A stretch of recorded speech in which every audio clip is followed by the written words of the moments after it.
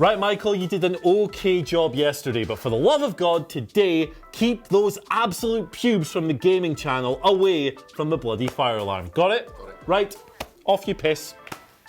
I hate the wildcard rule. Ugh. Hi guys, I'm Adam Wilborn from WhatCulture. And I'm Andy Murray from WhatCulture. And coming up, we have some news regarding Lars Sullivan's comments on his recent controversies. A big Nia Jax injury update. WWE putting the brakes on a potential WWE and AEW feud. And the hot scoop on not one, not two, but 3 new signings for AEW. This is the news. But we're going to start things off with a recent theme that has kind of taken over the news videos lately. Backstage turmoil in WWE. It's everywhere. Sasha Banks, The Revival, Luke Harper, Dean Ambrose, he's gone, but never mind. All these people are hacked off. It's definitely not a work. Basically, as we all know, there's been a lot of upheaval this year. People are asking for their release. People have been put on ice. People have got their release, the Ty Dillingers and Hideo Itamis of the world. There's a new report in this week's Wrestling Observer newsletter from Big Bad Shiggity Shagger Dave Meltzer, who says that there is an unhappy middle in WWE, referring presumably to mid-carders, and that there are many, many more wrestlers within the company who are just as unhappy as Sasha and co, but just haven't gone public, or their stories haven't gone public. Now, this came as part of his write-up on the wildcard rule, which he believes Vince McMahon instigated partly because he felt that there wasn't enough star power on Raw and SmackDown, so he wants to share the big stars out across both brands. As we also know, there was a bit of network pressure there as well. But, as Meltzer rightly points out, this certainly means that while the likes of Roman Reigns and all that will be getting more airtime, your mid-card guys are going to be getting even less, which means there's a decent chance that this unhappy middle in the company is going to grow, and that this backstage turmoil really isn't going anywhere. Excuse me, stewardess, I speak Meltzer. What that unhappy middle means is rotten to the core. It is completely understandable, this. Yes. Like, you can't ruin your mid-card, job them out as soon as you need to give anyone a push, and then suddenly turn around and be like, don't get it, we've got no stars anymore. Yeah, where's everybody gone? I always think it's kind of weird when Vince gets exasperated at his lack of stars. It's up to you to create the stars, buddy. Look at the people you've got on the bloody roster. This is a self-created problem. You've got so many talented men and women there, and you've only got like a handful of legitimate stars. That's your fault, you dope. Make more stars. Don't just bury the mid-card. Either way, we're getting a little bit sidetracked here. It's kind of interesting to note this because obviously AEW, they've announced a TV deal, they've been growing in prominence throughout 2019. These wrestlers were not asking for their release in 2018. This is a situation where a lot of people have seemingly had their eyes opened, and if they become increasingly unhappy with WWE, it's going to force some big changes. Yeah, I think it's one of those things where I don't think everyone was happy 2 years ago, for example, but like you say, the options that weren't exactly there, and people just sort of went, I'll just kind of suck it up, go to work, do what I need to do, and then go home again and collect a nice little paycheck. But now the option is either work here and be miserable and collect a paycheck, or work somewhere else, potentially get a big push, potentially have a far more enjoyable working environment, potentially have healthcare, and of course, potentially still get paid the exact same amount of money, if not more, in AEW. Yeah, Tony Khan got them big bucks. Yeah, It's the worst possible time for something like this to be happening with WWE, but at the same time, it's completely understandable. Yeah. And WWE, I think, need to do things maybe not necessarily on the outward face in terms of on Raw and SmackDown, but internally they need to do something to change this, because whether or not, I'm not saying half the roster is going to go to AEW. That's not going to happen even for AEW. They'd probably go, I think that's enough. But you can't fight. This isn't a war, but you can't compete with your competition. We've always said competition's good if everyone in the company outside of, say, the top 10 stars are pissed off. Yeah, it just doesn't work. And I also, another layer of this is that why are they freezing people's contracts? Why are you creating a toxic environment within your organization? That's not good for morale. That's going to rub off on other people. It doesn't make any goddamn sense.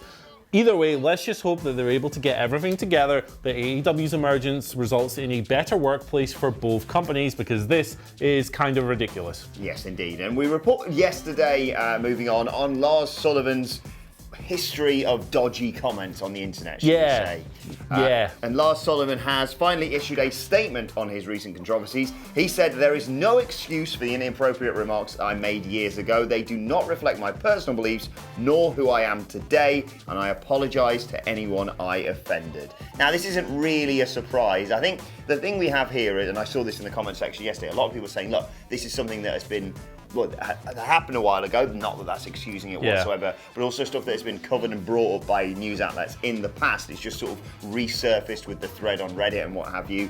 And as WWE said, they've dealt with it, but we knew that Lars would have to come out and make a statement because, we've seen other wrestlers, including the likes of Big E, making comments on it online, so it would make sense that the perpetrator behind it all would have to come out and explain his actions. And he's done a fine job there. Yeah, he kind of had to, he really did have to come out with this because up to this point, his only response to the situation had been one tweet a couple of weeks ago where he moaned about snowflakes and then deleted it.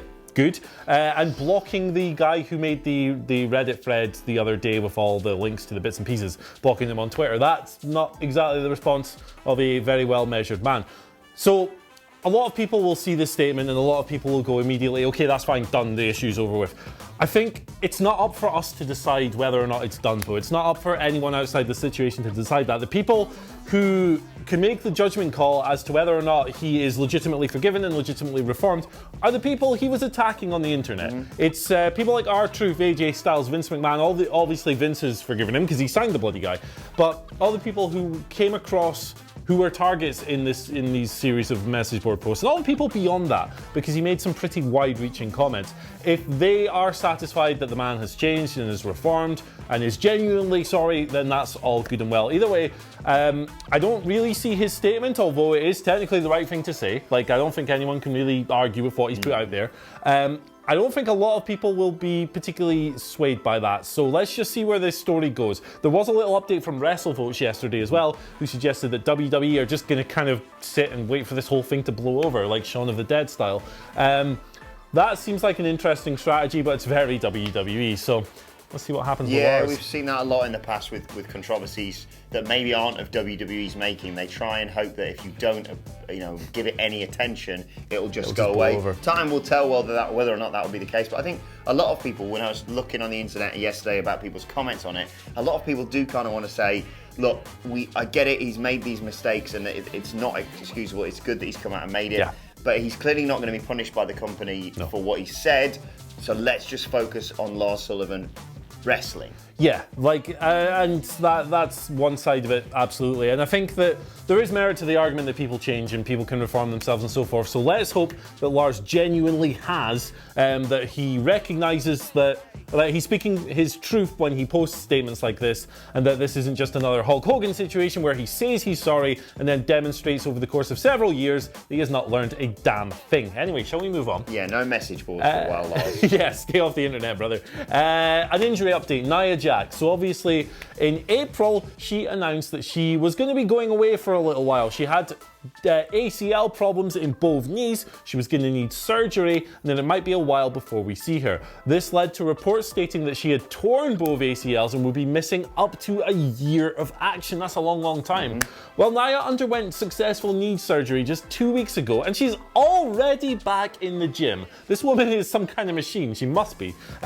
She posted a video to Instagram yesterday showing her participating in some light cardio and weight training. You see her on an exercise bike, you see her lifting some weights, you see her doing various other resistance exercises. Of course, she has both knees heavily strapped up because, obviously, but she's standing up, she's lifting weight while she's fully stood, she's not supported by anything. This is a really good sign, man. Yeah, it's great to see her fast on the road to recovery.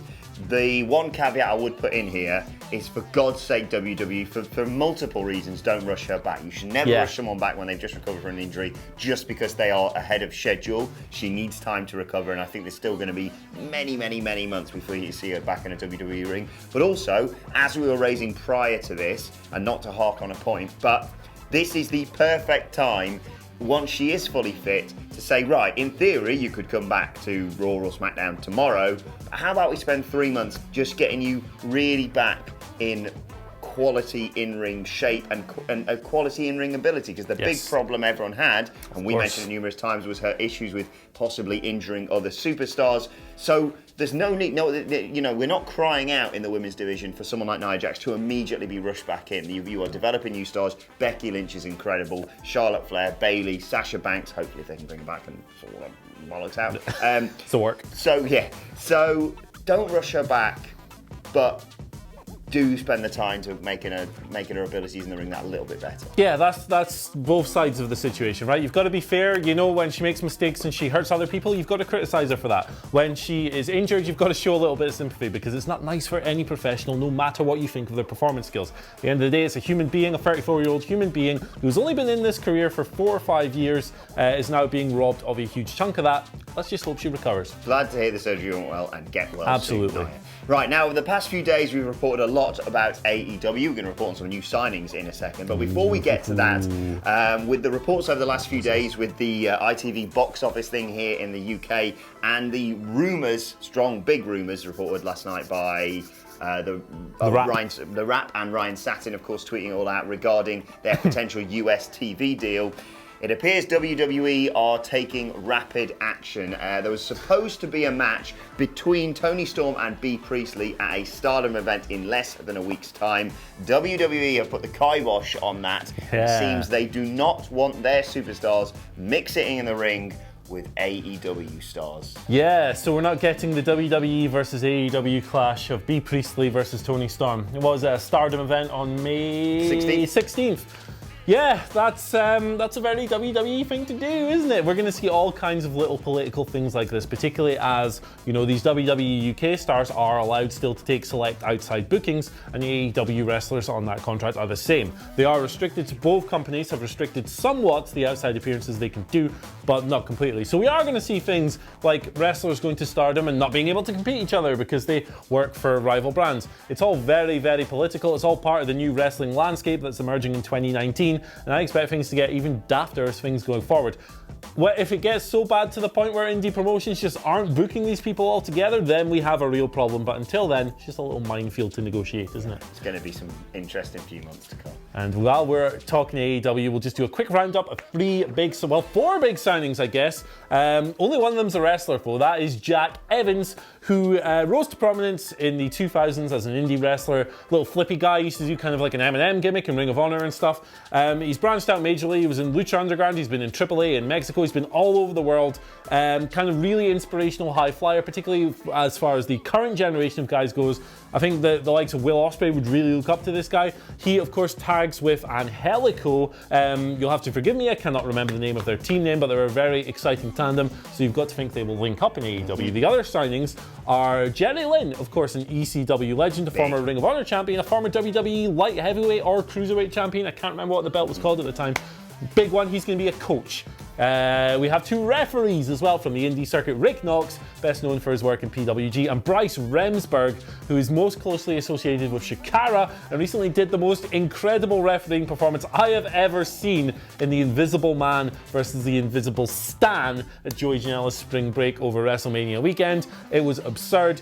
One of the best comedy matches ever, and the referee had a lot to do with that, as you can imagine, because 2 invisible guys were getting down. It's a good 5-star match for me, that. 5 stars, 6.5. If it was in the Tokyo Dome, it'd be 9. It's so exciting that all this coming together now. Then. Yeah. Whether or not you're a fan of AEW. And it's nice little touches as well, like a casual fans might know a Rick Knox or a Bryce Remsburg, but it's cool to see so many prominent faces from the indie scene across the board getting pulled into this major promotion. Right, let's move on to your Twitter questions. Don't forget you can tweet them at us at WhatCulture WWE.